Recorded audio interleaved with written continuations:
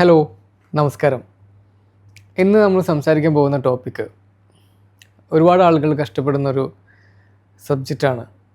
അവരുടെ abdomen fat കുറയ്ക്കാൻ പറ്റുന്നില്ല എന്നുള്ളത്.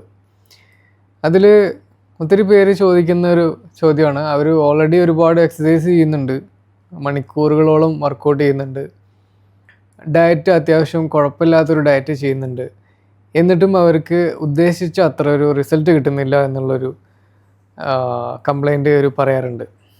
അപ്പോൾ നമുക്കിന്ന് അതിനെക്കുറിച്ച് സംസാരിച്ചാലോ? So welcome back to my another video. വയറ് കുറയ്ക്കാൻ വേണ്ടി നമുക്ക് എന്തെങ്കിലും സൂത്രപ്പണി ഉണ്ടോ?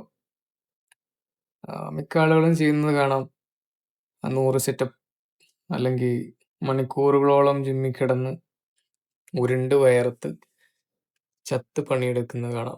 എന്നിട്ടും കാര്യമായിട്ട് റിസൾട്ടൊന്നും ഇല്ലാതെ ആളുകൾ വിഷമിക്കുന്നതും കാണാം. ആദ്യം നമുക്കൊരു കാര്യം മനസ്സിലാക്കാം.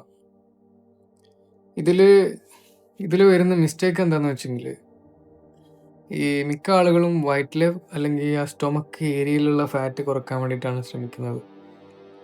അത് ആക്ച്വലി തെറ്റാണ്. അതിന് പകരം നമ്മൾ ശരീരത്തിൻ്റെ മുഴുവനായിട്ടുള്ള ഫാറ്റ് ലോസിന് വേണ്ടിയിട്ട് അല്ലെങ്കിൽ ഫുൾ ബോഡി ഫാറ്റ് ലോസിന് വേണ്ടിയിട്ട് നമ്മൾ ഫോക്കസ് ചെയ്യുകയോ ശ്രദ്ധിക്കുകയോ ചെയ്യുകയാണെങ്കിൽ നമുക്ക് പെട്ടെന്ന് തന്നെ റിസൾട്ട് കാണാൻ സാധിക്കും. ഒന്നാമത്തെ കാര്യം ഭക്ഷണമാണ്. ഫാറ്റ് ലോസിന് ഏറ്റവും പ്രധാനപ്പെട്ട കാര്യം ഭക്ഷണമാണ്. നമ്മൾ ദിവസവും ശരീരത്തിന് ആവശ്യത്തിൽ കൂടുതൽ ഭക്ഷണം കഴിച്ചാൽ, കലോറി സർപ്ലസ് ആയി കഴിഞ്ഞാൽ നമ്മൾ ഓവറായിട്ട് എന്ത് സംഭവിക്കും? നമ്മുടെ ബോഡിയിൽ ഫാറ്റ് ഡെപ്പോസിറ്റ് ചെയ്യും.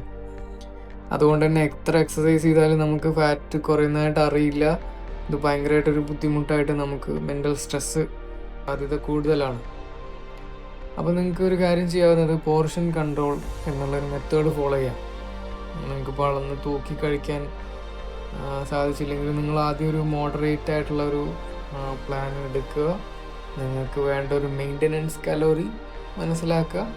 എന്നിട്ട് അതിന് ശേഷം നിങ്ങളൊരു അളവ് കൺട്രോൾ ചെയ്തിട്ട് കഴിക്കുന്നതായിരിക്കും നല്ലത്. എസ്പെഷ്യലി പ്രോട്ടീൻ ഭക്ഷണത്തിൽ ധാരാളമായിട്ട് ഉൾപ്പെടുത്തുക. എഗ്ഗ്, ഫിഷ്, ചിക്കൻ, പയറുവർഗ്ഗങ്ങൾ, തൈര് തുടങ്ങിയവ നിങ്ങൾക്ക് ആഡ് ചെയ്യാവുന്നതാണ്. രണ്ടാമത്തെ കാര്യം, നന്നായിട്ട് നടക്കുക, നന്നായിട്ട് മൂവ് ചെയ്യുക, ആക്റ്റീവായിട്ട് ജീവിക്കുക. ഉദാഹരണത്തിന് നിങ്ങൾ തുടക്കത്തിൽ ഒരു 3000 സ്റ്റെപ്പ് നടക്കുക. ഇപ്പോൾ നമുക്ക് വാച്ച് ഉണ്ട്, മൊബൈൽ ഫോണുണ്ട്, അതിലൊക്കെ ആപ്പ് നമുക്ക് ഇൻസ്റ്റാൾ ചെയ്ത് കഴിഞ്ഞാൽ നമ്മുടെ സ്റ്റെപ്പ് കൗണ്ട് വരെ നമുക്ക് മോണിറ്റർ ചെയ്യാൻ പറ്റും. ആദ്യം 3000 തുടങ്ങി, പിന്നെ ഒരു മാസം കഴിഞ്ഞ് നിങ്ങളത്, അല്ലെങ്കിൽ 2-3 മാസം കഴിഞ്ഞിട്ട് ഒരു 5000 സ്റ്റെപ്പിലോട്ട് മാറ്റുക, പിന്നെ 7000 സ്റ്റെപ്പ് ആക്കുക, പിന്നെ അത് 10000 ആക്കുക. ക്രമേണ നമ്മൾ കൂടുതൽ ആക്റ്റീവ് ആവാൻ വേണ്ടി ശ്രമിക്കുക. ചെറിയ ചെറിയ മാറ്റങ്ങൾ വലിയ റിസൾട്ട് നമുക്ക് ഉണ്ടാക്കാൻ വേണ്ടി സഹായിക്കും. മൂന്നാമത് പറയാനുള്ളത് സ്ട്രെങ്ത് ട്രെയിനിങ്. നമ്മൾ ഫാറ്റ് ലോസിന് മാത്രം ഫോക്കസ് ചെയ്താൽ മാത്രം പോരല്ലോ, മസിൽ ഗെയിൻ ചെയ്യുക എന്നുള്ളത് കൂടെ നമ്മളെ വളരെ ഇമ്പോർട്ടൻ്റ് ആണ്. അല്ലെങ്കിൽ സ്കെലറ്റൽ മസിൽസിൻ്റെ സ്ട്രെങ്ത്തും ഡെൻസിറ്റി നിലനിർത്തുക എന്നുള്ളത് വളരെ ഇമ്പോർട്ടൻ്റ് ആണ്. അപ്പോൾ അതുകൊണ്ട് റെസിസ്റ്റൻ്റ് അല്ലെങ്കിൽ സ്ട്രെങ്ത് ട്രെയിനിങ് വളരെ പ്രധാനമാണ്. ജിമ്മിൽ പോകുന്നവർക്ക് അവിടെ വെയ്റ്റ്സ് ഉണ്ടാവും, മെഷീൻസ് ഉണ്ടാവും. So they can do their workout. ഇപ്പോൾ ജിമ്മിൽ പോകാൻ പറ്റാത്തവർ എന്ത് ചെയ്യണം? വീട്ടിൽ ചെയ്യാൻ പറ്റുന്നത് സ്ക്വാട്സ്, പുഷപ്സ്, ലഞ്ചേഴ്സ്, ഇനി നമുക്ക് റെസിസ്റ്റൻറ്റ് ബാൻഡ് മേടിച്ചാൽ വീട്ടിൽ ചെയ്യാൻ പറ്റും, ഡംബിൾസ് മേടിച്ചാൽ വീട്ടിൽ ചെയ്യാൻ പറ്റും. അപ്പോൾ അത് നിങ്ങൾ ആഴ്ചയിൽ ഒരു 3-4 ദിവസം കൺസിസ്റ്റൻ്റ് ആയിട്ട് ചെയ്യാൻ വേണ്ടി ശ്രമിക്കുക.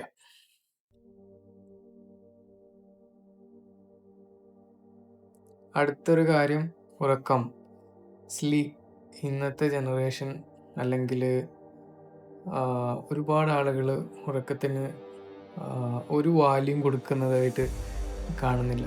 പലരും 1 മണി 2 മണിക്ക് ശേഷം രാത്രി മൊബൈലിലും സ്ക്രോൾ ചെയ്തിട്ടാണ് ഇരിക്കുന്നത്. അതിന് പകരം ഒരു കൃത്യമായ ഒരു ഉറക്കത്തിൻ്റെ സമയം കൊടുത്ത് രാവിലെ എണീക്കുന്ന ഒരു മെത്തേഡ് ഫോളോ ചെയ്യുന്നത് വളരെ നന്നായിരിക്കും.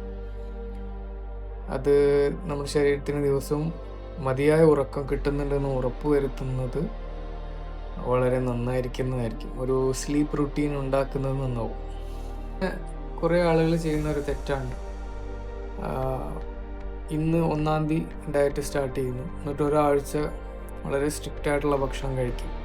പിന്നെ അടുത്ത ദിവസം എന്ത് ചെയ്യും? ഭക്ഷണം ഈ എടുത്ത ഡയറ്റിൻ്റെ എല്ലാം വിപരീതമായിട്ട് ചീറ്റ് മീൽ അല്ലെങ്കിൽ അത് എന്നൊക്കെ പറഞ്ഞിട്ട് ഹെവി ആയിട്ട് ഫുഡ് കഴിക്കും. ഇത് ആക്ച്വലി നിങ്ങൾക്ക് ഒരു റോങ് ഹാബിറ്റ് ഉണ്ടാവാൻ വേണ്ടിയിട്ട് സഹായിക്കും. അതിന് പകരം നമുക്ക് ചെയ്യാൻ പറ്റുന്നത് ഒരു മോഡറേറ്റ് ഡയറ്റ്, കംപ്ലീറ്റ് സ്ട്രിക്റ്റ് ആയിട്ടുള്ള ഒരു ഡയറ്റിലേക്ക് പോകുന്നതായിട്ട് നല്ലത് ഒരു മോഡറേറ്റ് നിങ്ങളെ കൊണ്ട് സാധിക്കുന്ന ഒരു ഫുഡ് പാറ്റേൺ നിങ്ങൾ ഫോളോ ചെയ്യുക എന്നുള്ളതാണ്. അല്ലെങ്കിൽ നിങ്ങൾക്കിതിൽ സസ്റ്റൈനബിലിറ്റി കിട്ടത്തില്ല. പകരം നിങ്ങൾ എക്സോസ്റ്റഡ് ആയിട്ട് വീണ്ടും ബാക്ക് ടു ആ ഒരു ഫുഡ് ഹാബിലോട്ട് തന്നെ പോകും. സോ പറ്റാവുന്നതിൽ നിങ്ങൾ സ്റ്റിക്ക് ഓൺ ചെയ്യുക. സസ്റ്റൈനബിലിറ്റി വളരെ ഇമ്പോർട്ടൻ്റ് ആണ്.